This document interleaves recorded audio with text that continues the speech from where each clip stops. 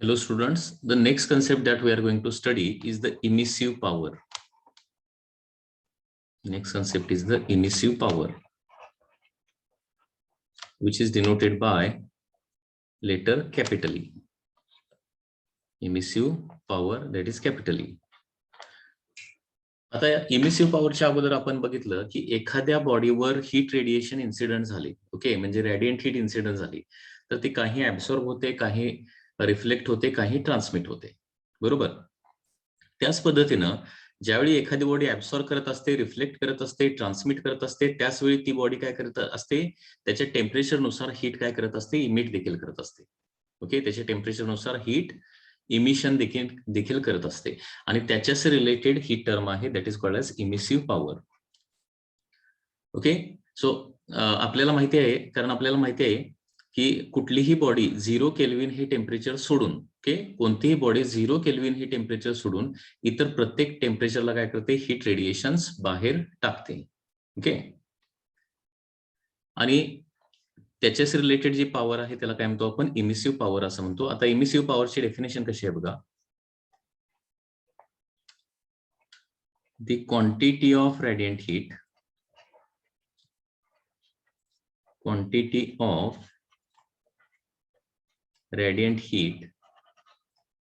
emitted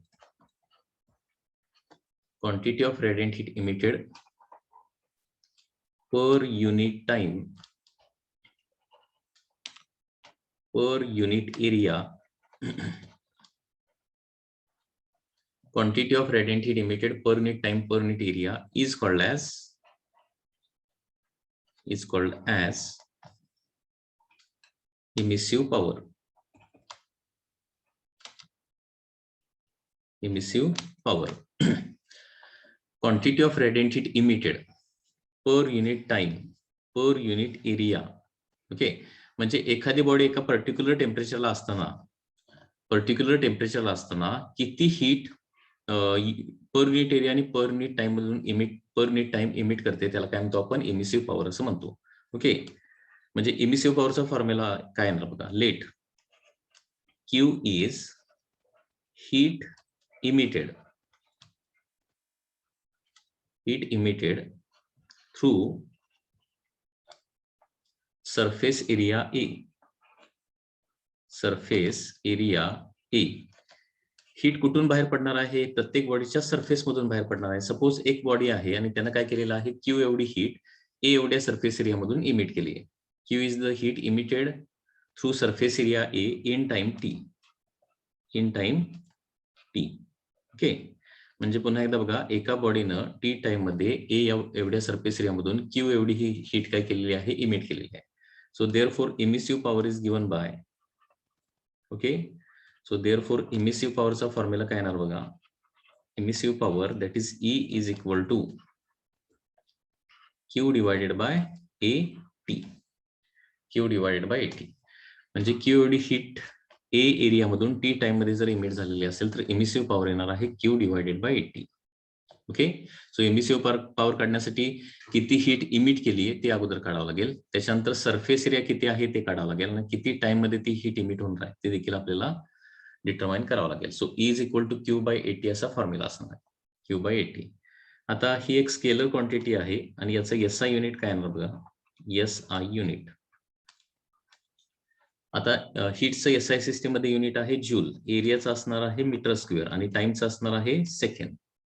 आणि त्याच्यामुळं joule per metre square second असं युनिट होऊ शकतं, और जूल पर सेकंड म्हणजे वॅट असतं, वॅट पर मीटर स्क्वेअर. आणि हे युनिट वरून तुम्हाला समजत असेल की याला पॉवर असं का म्हटलेलं आहे, कारण वॅट हे कशाचं युनिट आहे, watt is the unit of the power and therefore it is called as emissive power. So SI unit of emissive power आहे वॅट पर मीटर स्क्वेअर, ठीक आहे. याचं डायमेन्शन पण बघूया. डायमेन्शन, आता डायमेन्शन युनिट वरून काढू शकतो आपण. आता W म्हणजे वॅट हे पॉवरचं युनिट आहे आणि ते आहे M1 L2 T-3 divided by metre square म्हणजे लेंथचा स्क्वेअर आहे, मीटर स्क्वेअर म्हणजे लेंथचा स्क्वेअर आणि त्याच्यामुळे याचं डायमेन्शन येणार आहे M1 L0 T-3, okay. So this is the dimension of the emissive power. आता सपोज तुम्हाला क्वेश्चन विचारला की आता ईचा फॉर्म्युला तर तुम्हाला माहिती आहे Q/80 आणि क्वेश्चन विचारला की एरिया जर डबल केला तर इमिसिव्ह पॉवर काय होईल किंवा टाइम डबल केला तर इमिसिव्ह पॉवर काय होईल. तर लक्षात घ्या, एरिया डबल केला तर इमिसिव्ह पॉवर काय होते, आहे तेवढीच राहते. टाइम डबल केला तर काय होणार आहे, इमिसिव्ह पॉवर आहे तेवढीच राहते. याचं रिझन काय बघा, ज्यावेळी आपण सरफेस एरिया डबल करतोय त्यावेळी डबल हीट काय होते, इमिट होते. म्हणजे डिनॉमिनेटर आपण वाढवलं की ऑटोमॅटिकली न्यूमरेटर देखील वाढतो आणि त्याच्यामुळे इमिसिव्ह पॉवर आहे तेवढीच राहते. त्याचबरोबर जास्त टाइम आपण दिला तर काय होणार आहे, जास्त हीट इमिट होणार आहे. म्हणजे ज्यावेळी टाइम आपण डबल करणार त्यावेळी क्यू देखील काय होणार आहे, डबल होणार आहे आणि त्याच्यामुळे इमिसिव्ह पॉवर काय होणार आहे तेवढीच राहणार आहे. सो इमिसिव्ह पॉवर म्हणजे फॉर्म्युल्यावर जायचं नाही. इमिसिव्ह पॉवर एरिया आणि टाइमवर डिपेंडंट नसते, लक्षात घ्या.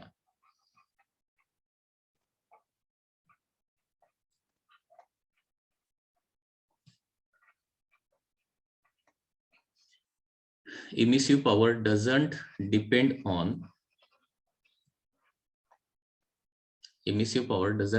on surface area, that is A, or time, that is T. म्हणजे इमिसिव्ह पॉवर सरफेस एरिया किंवा टाइमवर डिपेंडंट अजिबात डिपेंडंट नसते. ओके, आता इमिसिव्ह पॉवर नेमकी कशावर डिपेंडंट असणार आहे. ओके, तर लक्षात घ्या, emissive power depends on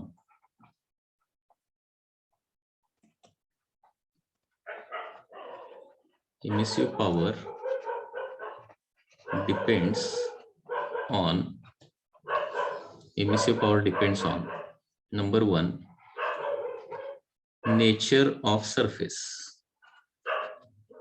okay, emissive power जी आहे ती नेचर ऑफ सरफेसवर डिपेंड असते. आता नेचर ऑफ सरफेस म्हणजे एक्झॅक्टली काय, तर तो सरफेस रफ आहे का पॉलिश्ड आहे.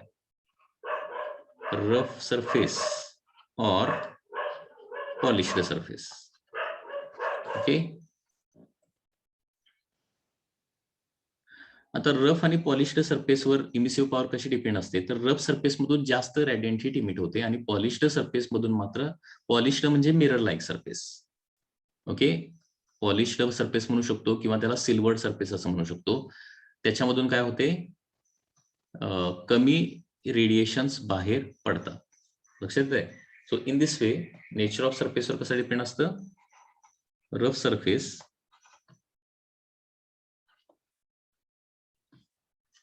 emits more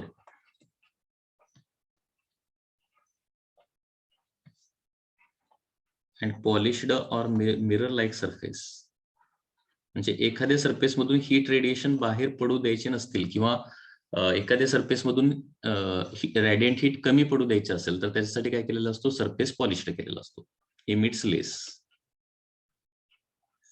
आणि म्हणून तुमच्याकडे जर थर्मास असेल, थर्मास फ्लास्क, थर्मास, तर त्याचा बाहेरचा सरफेस बघा एकदम कसा असतो, मिरर लाईक असतो, सिल्वर्ड असतो, चकचकीत असतो, पॉलिश्ड असतो. आणि त्याच्यामुळे काय होतं, त्याच्यातून रेडिएशन बाहेर म्हणजे जास्त हीट रेडिएशन बाहेर पडत नाहीत आणि त्याच्यामुळं हीट लॉस जास्त होत नाही. आणि ज्या सरफेस मधून जास्त हीट बाहेर टाकायचे आहे तो सरफेस मात्र काय असला पाहिजे, रफ सरफेस किंवा असा डल सरफेस असला पाहिजे. Okay, second, emissive power colour of सरफेसवर देखील डिपेंड असते. Colour of surface,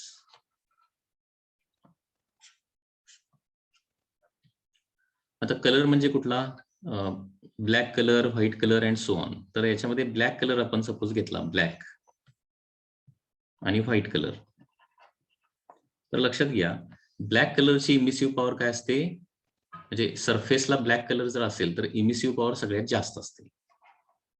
black surface emits मोर. याच्या अगोदर काय बघितलं होतं, ब्लॅक सरफेस जो आहे तो ऍब्सॉर्ब पण जास्त करतो, बरोबर आहे ना. ब्लॅक सरफेस काय करतो, त्याच्यावर पडणारे जास्तीत जास्त heat radiation, maximum heat radiation काय करतो, ऍब्सॉर्ब करतो. तसंच ब्लॅक सरफेस एका पर्टिक्युलर टेम्परेचरला ठेवला, म्हणजे सपोज तुम्ही दोन बॉडी घेतल्या, एक ब्लॅक कलरची घेतली आणि एक व्हाईट कलरची घेतली, आणि त्या दोन्ही बॉडी सेम टेम्परेचरला ठेवल्या, तर जास्त रेडियंट हीट कोण बाहेर टाकणार आहे, ब्लॅक कलरचा surface. Black surface emits more heat energy and white surface emits less.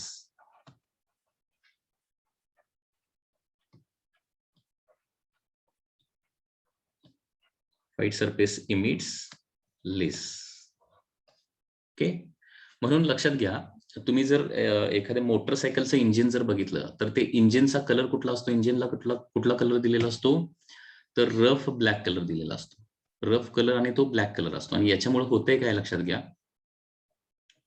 Rough black कलरमुळे जास्त रॅडियंट हीट रेडिएशन बाहेर पडतात आणि इंजिन जे आहे ते कूल राहायला त्याच्यामुळे मदत होते. किंवा तुमचा रेफ्रिजरेटर घरी जर असेल तर पाठीमागे रेफ्रिजरेटरच्या कॉईल असते बघा, पाईप असते, त्याचा कलर देखील काय असतो, ब्लॅक असतो.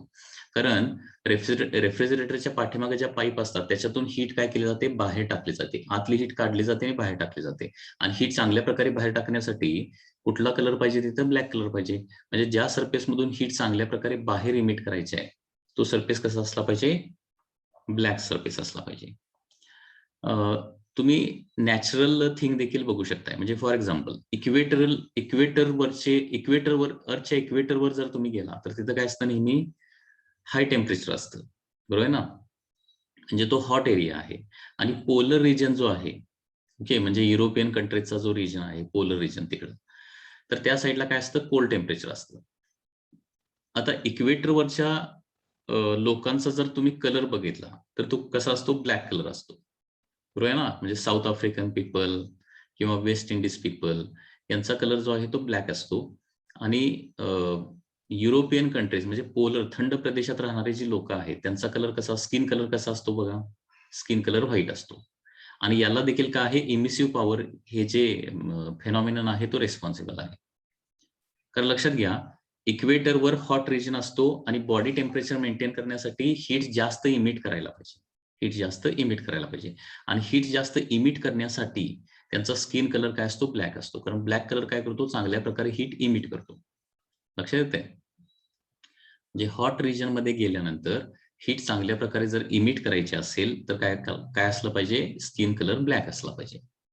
आता युरोपियन कंट्रीज मध्ये तिथं कोल्ड रिजन आहे, हीट आपल्या बॉडी मधली हीट लगेच बाहेर पडली नसली पाहिजे, लक्षात घ्या. आणि त्याच्यासाठी त्यांच्या स्किनचा कलर व्हाईट असतो. आणि स्किन कलर व्हाईट असल्यामुळे काय होणार, व्हाईट म्हणजे गोरा कलर, लक्षात घ्या.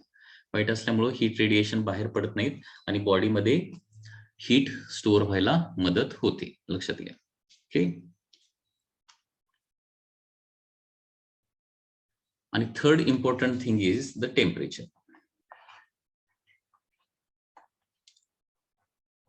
Temperature, third and very important thing is the temperature. म्हणजे अशा प्रकारे इमिसिव्ह पॉवर जी आहे ती टेम्परेचरवर पण डिपेंड असते. म्हणजे लक्षात घ्या, जास्त टेम्परेचरची बॉडी जास्त हीट रेडिएशन इमिट करणार आणि कमी टेम्परेचरची बॉडी कमी हीट रेडिएशन इमिट करणार आहे. Okay, emissive power depends on temperature. More temperature means more emission. More temperature means more emission. लक्षात येत आहे.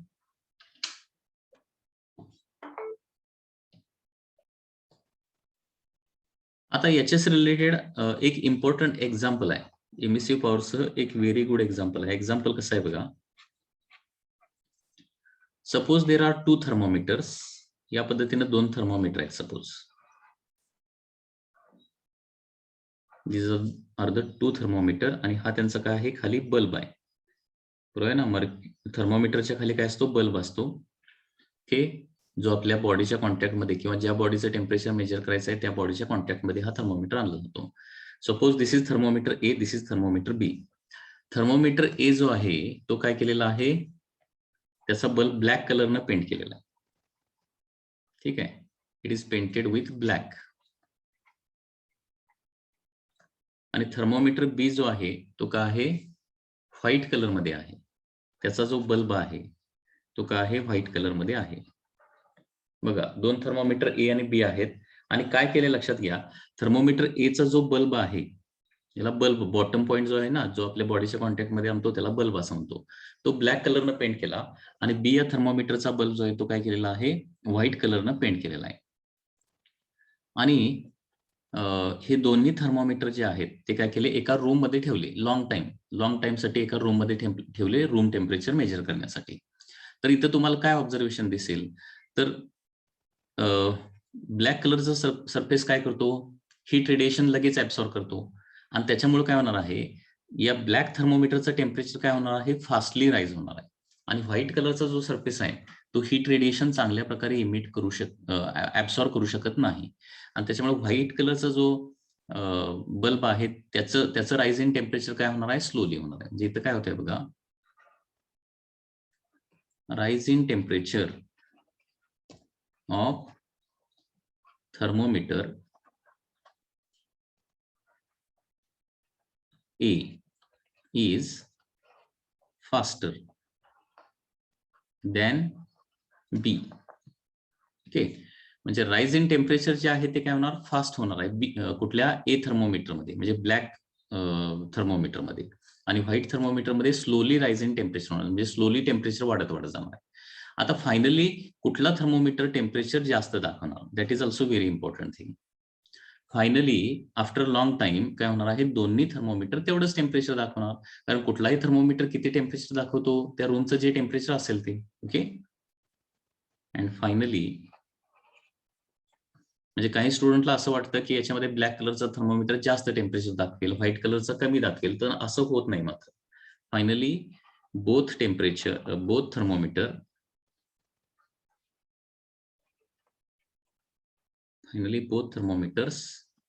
shows same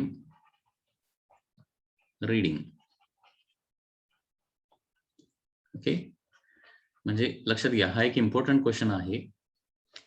दोन थर्मोमीटर ए आणि बी आहेत, एक ब्लॅक न पेंट केलेला आहे, एक व्हाईट न पेंट केलेला आहे, आणि दोन्ही एका रूम मध्ये ठेवले तर काय होणार आहे, काय ऑब्झर्वेशन काय दिसणार, तर थर्मोमीटर एचं टेम्परेचर जे आहे ते फास्टली राईज व्हायला चालू होणार, एका मॅक्सिमम लेवलला जाणार आणि थांबणार आहे. त्याच्यानंतर व्हाईट थर्मोमीटर जो आहे त्याचं टेम्परेचर जे आहे ते स्लोली वाढत जाणार आणि एका फायनल मॅक्सिमम टेम्परेचरला जाऊन थांबणार आहे. दोन्ही थर्मोमीटरचा फायनल टेम्परेचर म्हणजे काय असणार आहे, रूम टेम्परेचरच असलं पाहिजे. आणि त्याच्यामुळे काय होणार आहे, दोन्ही थर्मोमीटर जे आहे ते फायनली सेम रिडिंग दाखवणार आहे. फक्त कसं राईज किंवा कसं फॉल होतंय त्याच्यावरती डिपेंड आहे. आता सिमिलरली परत हे थर्मोमीटर कोल्ड रूम मध्ये आपण घेऊन गेलो, कोल्ड रूम मध्ये घेऊन गेलो, तर काय होणार, हा बल्ब आता हीट बाहेर इमिट करायला चालू करणार, इमिशन चालू होणार. तर तिथं देखील पुन्हा एकदा काय दिसणार आहे तुम्हाला, कोल्ड रूम मध्ये नेल्यानंतर ए हा जो सरफेस आहे तो जास्त हीट बाहेर टाकणार ना, आणि त्याच्यामुळे काय होणार आहे, ए थर्मोमीटरच्या टेम्परेचर मध्ये काय होणार आहे, फास्ट डिक्रीज होणार आहे. आणि बी थर्मोमीटर मध्ये काय होणार आहे, स्लो डिक्रीज इन टेम्परेचर होणार आहे. परंतु फायनली पुन्हा एकदा दोघांचं रिडिंग काय असणार आहे, सेमच असणार आहे. आता इमिसिव्ह पॉवर नंतर नेक्स्ट कन्सेप्ट आपण बघणार आहे, that is emissivity. which is denoted by small e. आता लक्षात घ्या, इमिसिव्ह पॉवरची कन्सेप्ट आताच आपण बघितली, आणि इमिसिव्ह पॉवर सगळ्यात जास्त कोणाची असते, ब्लॅक बॉडीची इमिसिव्ह पॉवर सगळ्यात जास्त असते, आणि इतर कुठल्याही बॉडीची इमिसिव्ह पॉवर काय असते, कमी असते. म्हणजे थोडक्यात व्हाईट बॉडीची इमिसिव्ह पॉवर सगळ्यात कमी. लक्षात घ्या, पुन्हा एकदा सांगतोय, ब्लॅक सरफेसची इमिसिव्ह पॉवर सगळ्यात जास्त, व्हाईट सरफेसची इमिसिव्ह पॉवर सगळ्यात कमी, आणि इतर कलरची जर बॉडी असेल, ऑर्डिनरी बॉडी आपण त्याला म्हणूया, तर त्याची इमिसिव्ह पॉवर काय असणार आहे, व्हाईट आणि ब्लॅकच्या मध्ये असणार आहे. म्हणजे ब्लॅक पेक्षा कमी परंतु व्हाईट पेक्षा जास्त असणार आहे. तर एखाद्या बॉडीची इमिसिव्हिटी म्हणजे काय, तर ती black body in comparison to, म्हणजे इमिसिव्हिटी ही जी टर्म आहे, ई ही जी टर्म आहे ती काय सांगते, as compare to black body, ती बॉडी किती प्रमाणात, किती इफिशियंटली काय करते, हीट रेडिएशन इमिट करते as compare to black body. Okay, म्हणजे इमिसिव्हिटी म्हणजे काय येणार बघा, याचा फॉर्म्युला जर लिहिला तर असा येणार, emissivity is equal to E divided by EB. म्हणजे काय केलेलं आहे, ऑर्डिनरी बॉडीची इमिसिव्ह पॉवर ब्लॅक बॉडी बरोबर काय केलेलं आहे, इथं कम्पेअर केलेली आहे. म्हणजे ब्लॅक बॉडीच्या तुलनेत ती जी दुसरी बॉडी आहे, ऑर्डिनरी बॉडी जी आहे, त्याची इमिसिव्ह पॉवर कशी आहे ही सांगणारी टर्म म्हणजे काय असतं, इमिसिव्हिटी असतं. आणि त्याच्यामुळे याची डेफिनेशन काय येणार बघा,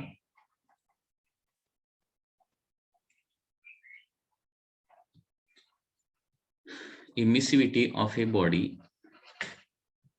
is defined as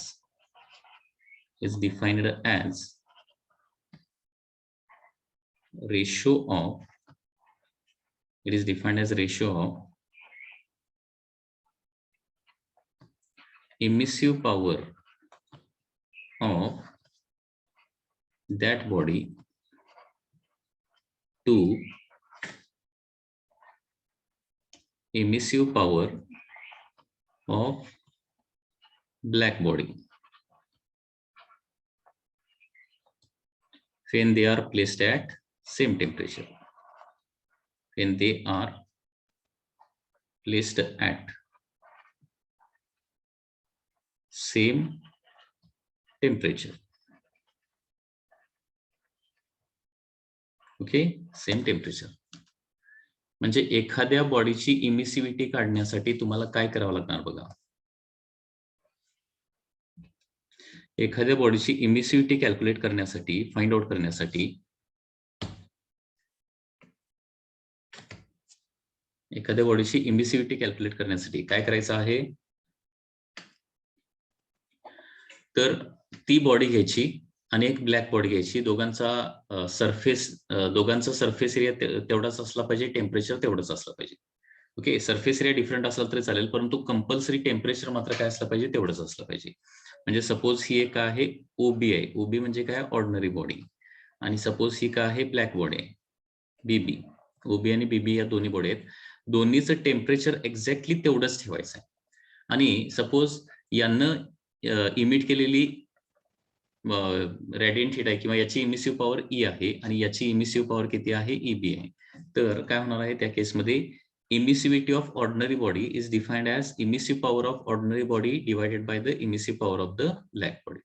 okay, so this is the formula for the emissivity. आता बघा, emissive power of the black body ही नेहमी काय असते, जास्त असते, आणि emissive power of ordinary body ही नेहमी कमी असते. आणि त्याच्यामुळे ही ई ची व्हॅल्यू जी आहे ती नेहमी काय असणार आहे, लेस दॅन 1 असणार आहे. तर काय असणार आहे, value of E is between, value of E is between 0 to 1 असणार आहे.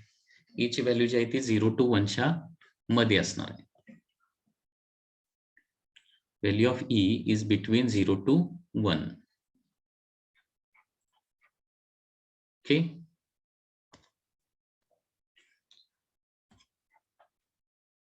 For example, value of E for white body जर घेतलं, white body is equal to काय असणार आहे, 0 असणार आहे. Value of E for perfectly black body, perfectly black body ची E ची व्हॅल्यू काय येणार आहे, 1 येणार आहे. आणि इतर कुठल्याही ऑर्डिनरी बॉडीची व्हॅल्यू जी आहे ती 0 to 1 च्या मध्ये असणार आहे.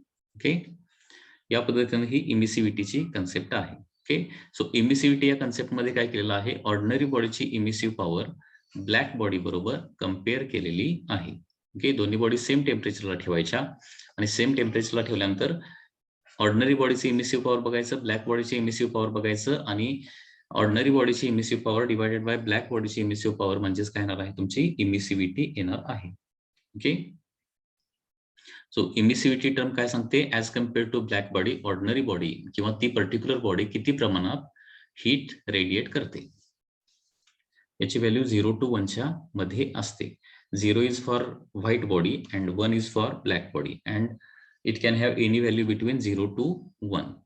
So this is the concept of emissivity. Next concept आता जे आपण बघतोय, that is Prevost theory of heat exchange बघणार आहे. Okay,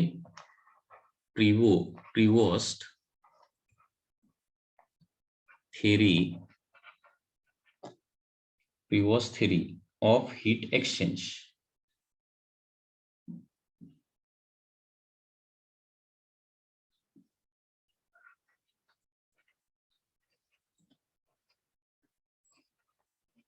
किंवा याला प्रिवोस्ट थिअरी ऑफ रेडिएशन असंही म्हटलं जातं. प्रिवोस्ट हा एक सायंटिस्ट आहे, ओके, ज्यानं रेडिएशनशी रिलेटेड, हीट रेडिएट कशी होते, हीट एक्सचेंज कशी होते, याच्याशी रिलेटेड काही पॉइंट्स डिस्कस केलेले आहेत आणि त्यालाच काय म्हणतो आपण, Prevost theory of heat exchange असं म्हणतो.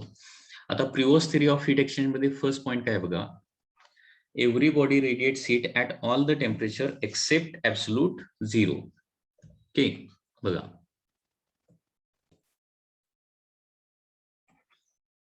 every body radiates heat at all temperatures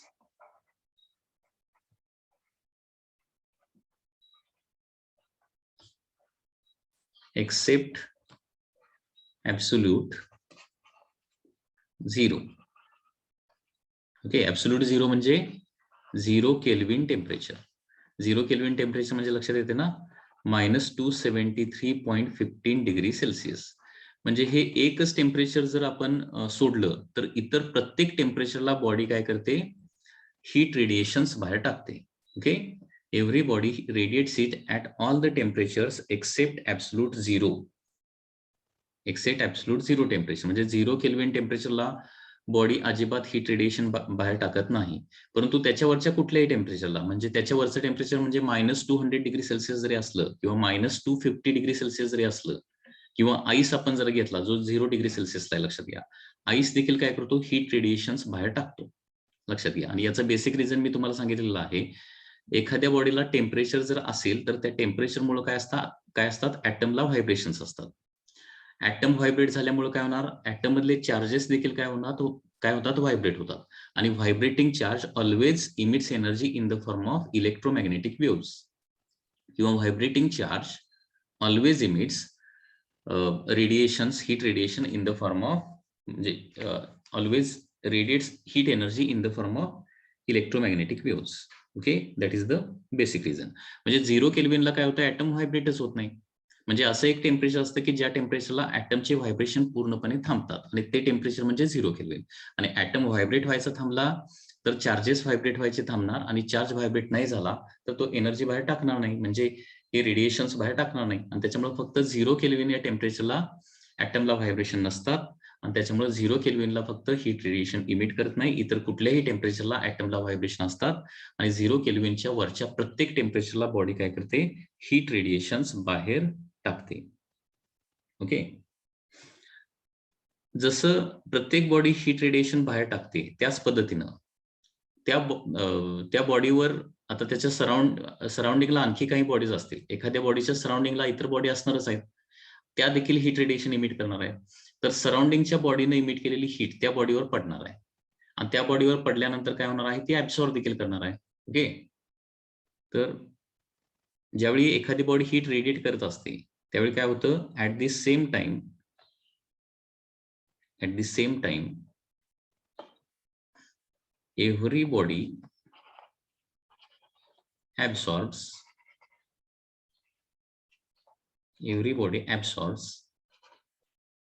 heat, that is radiant heat incident on it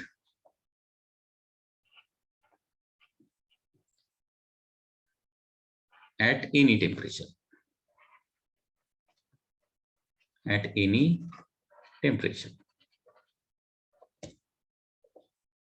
okay,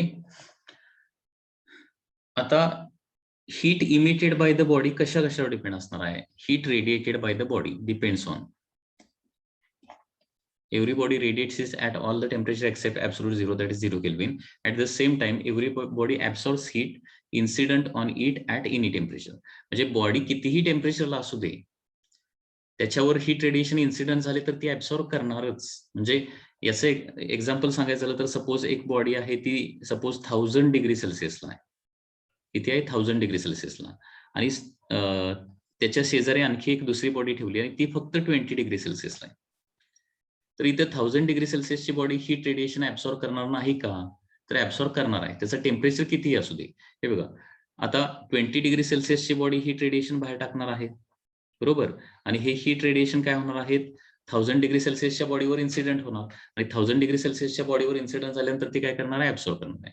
म्हणजे ही जी बॉडी आहे ती 1000 डिग्री सेल्सिअसला असू दे नाहीतर -200 डिग्री सेल्सिअसला असू दे, सराउंडिंग बॉडीकडून आलेले हीट रेडिएशन याच्यावर इन्सिडेंट झाले तर ती ऍब्सॉर्ब करणारच आहे. म्हणजे त्या बॉडीच्या एकाच वेळी दोन्ही प्रोसेस चालू असणार, लक्षात घ्या. सिंगल प्रोसेस कधी राहत नसते. एखादी बॉडी त्याच्या टेम्परेचरनुसार हीट इमिट पण करते आणि त्याचबरोबर काय करते, त्याच्यावर हीट रेडिएशन इन्सिडेंट झाले सराउंडिंग कडून तर काय करते, ऍब्सॉर्ब पण करते. म्हणजे एकाच वेळी दोन्ही प्रोसेस चालू असतात. ठीक आहे, म्हणजे हे दुसऱ्या बॉडीसाठी पण हे लागू होते, लक्षात घ्या. ही सेकंड बॉडी काय करणार आहे, हीट रेडिएशन इमिट करणार. त्याच पद्धतीनं त्याच्या नेबरिंग बॉडीकडून इन्सिडेंट झालेले हीट रेडिएशन काय करणार आहे, ऍब्सॉर्ब करणार आहे. ओके, ठीक आहे. So everybody radiates it at all the temperature except absolute zero. At the same time, everybody काय करते, absorbs radiant heat incident on it at any temperature. म्हणजे बॉडीचं टेम्परेचर किती आहे याला इम्पॉर्टन्स नाहीये, त्याच्यावर हीट रेडिएशन इन्सिडेंट झाले की ती ऍब्सॉर्ब करणारच. ओके, आता किती करणार हे ते ए वर म्हणजे कोइफिशियंट ऑफ ऍब्सॉर्प्शन जो आहे ना त्याच्यावर डिपेंड असणार आहे. आता heat emitted by the body, radiated by the body कशावर डिपेंड असते, तर amount of heat emitted by body depends on amount of heat emitted by the body depends on number 1 surface area. बॉडीचा surface area किती आहे त्याच्यावर depend असणार. म्हणजे surface area वाढवला तर हीट रेडिएटेड काय होणार आहे, जास्त इमिट होणार आहे. सेकंड, टाइम, जास्त वेळ बॉडी हीट इमिट करत राहिली तर जास्त हीट रेडिएट होणार आहे. Okay, third, temperature. Okay, third is temperature. Third temperature. त्याच्यानंतर फोर्थ असणार आहे that is nature of surface. Nature of surface. आणि त्याच्यानंतर नेक्स्ट काय असणार आहे, कलर ऑफ सरफेस. या 5 गोष्टीवर एखादी बॉडी किती अमाऊंट ऑफ हीट रेडिएट करणार आहे ते डिपेंड असणार आहे. जास्त सरफेस एरिया मधून जास्त हीट बाहेर पडणार, जास्त टाइम मध्ये जास्त हीट बाहेर पडणार आहे. टेम्परेचर जास्त असेल तर काय होणार आहे, जास्त हीट बाहेर पडणार आहे. रफ किंवा पॉलिश्ड सरफेस असेल तर काय होणार आहे, जास्त हीट बाहेर पडणार आहे. आणि व्हाईट ब्लॅक कलर्ड सरफेस असेल तर जास्त बाहेर पडते आणि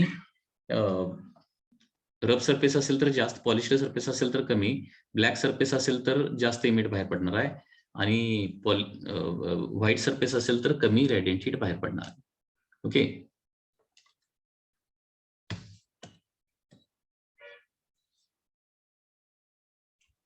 आता आपण बघितलं की प्रत्येक बॉडी काय करते, हीट इमिट पण करते आणि त्याच्यावर इन्सिडेंट झालेली हीट ऍब्सॉर्ब पण करते आणि ही दोन्ही प्रोसेस एकाच वेळी घडत असतात. आता याच्यामुळे काय होणार आहे, तर हिटिंग इफेक्ट, कुलिंग इफेक्ट किंवा थर्मल इक्विलिब्रियम जे आहे ते काय होणार आहे, क्रिएट होणार आहे. म्हणजे previous theory of heat exchange मध्ये कुलिंग इफेक्ट कसा होतोय, हिटिंग इफेक्ट कसा होतोय हे याच्यामध्ये आता सांगितलेलं आहे.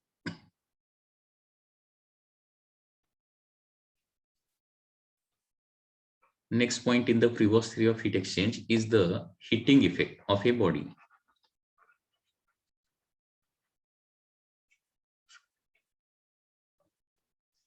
Heating effect of a body.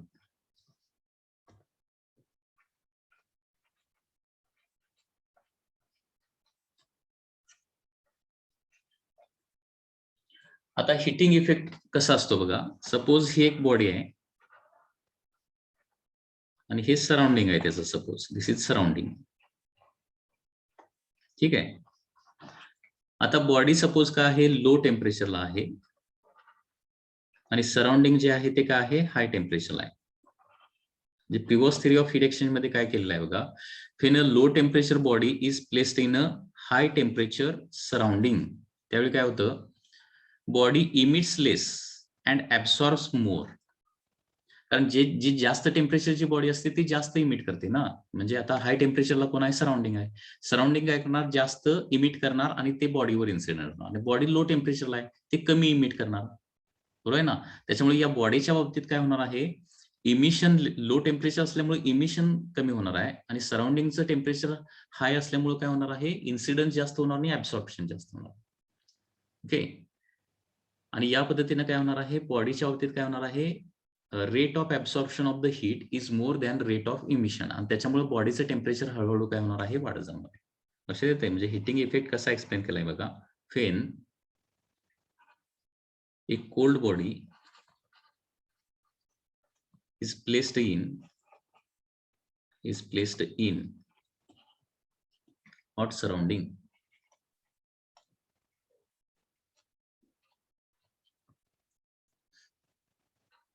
rate of emission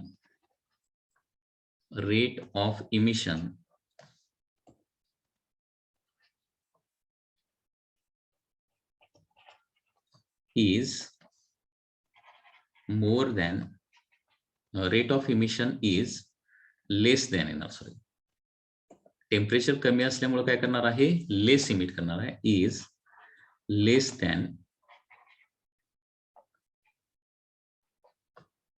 rate of absorption, and therefore body temperature increases. Therefore body temperature increases. This is called as heating effect. त्याच्यानंतर नेक्स्ट असणार आहे दॅट इज कूलिंग इफेक्ट. कसा produce होतो, cooling effect. Okay, the cooling effect कधी produce होतो, ज्यावेळी एक hot body cold surrounding मध्ये ठेवली तर. आता हॉट बॉडी टेम्परेचर जास्त असल्यामुळे काय होणार आहे, ते जास्त इमिट करणार, आणि सराउंडिंग कमी टेम्परेचर असल्यामुळे सराउंडिंग कमी इमिट करणार आहे. म्हणजे बॉडी जास्त इमिट करणार, सराउंडिंग कमी इमिट करणार आहे. सराउंडिंगने इमिट केलेली हीट बॉडीवर पडणार आहे, बरोबर. म्हणजे कमी हीट त्याच्यावर इन्सिडेंट होणार आहे. कमी हीट इन्सिडेंट झाले तर कमी ऍब्सॉर्ब होणार. म्हणजे इमिशन जास्त आणि ऍब्सॉर्प्शन कमी असं झालं तर काय होणार आहे, मग ते बॉडीचं टेम्परेचर काय होणार, कमी कमी कमी व्हायला लागणार, आणि फायनली काय होणार आहे, बॉडी कूल होणार आहे. ओके, तर बघा, फेन a hot body is placed in cold surrounding,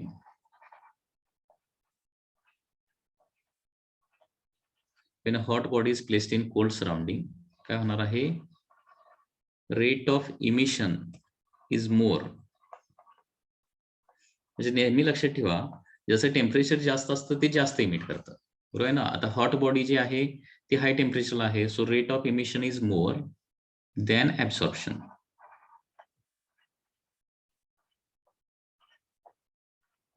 therefore body temperature decreases.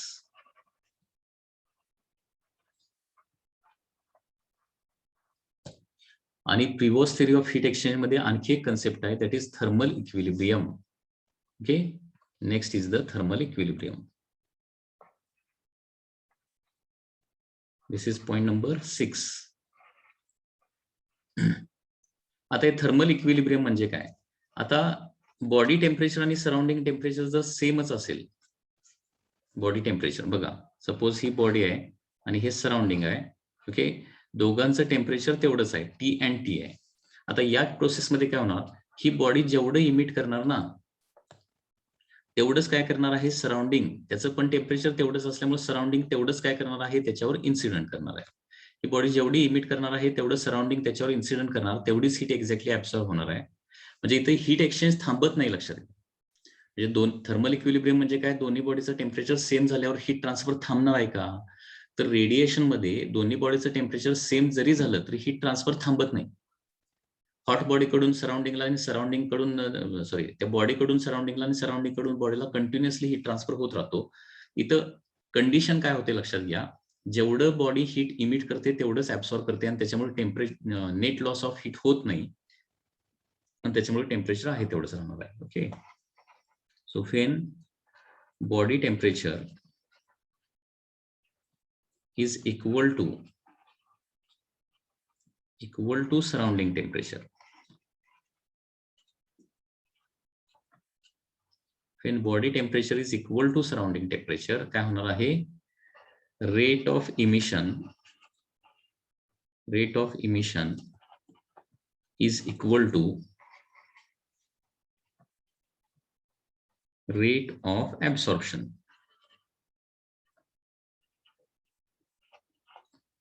Therefore temperature of body remains constant.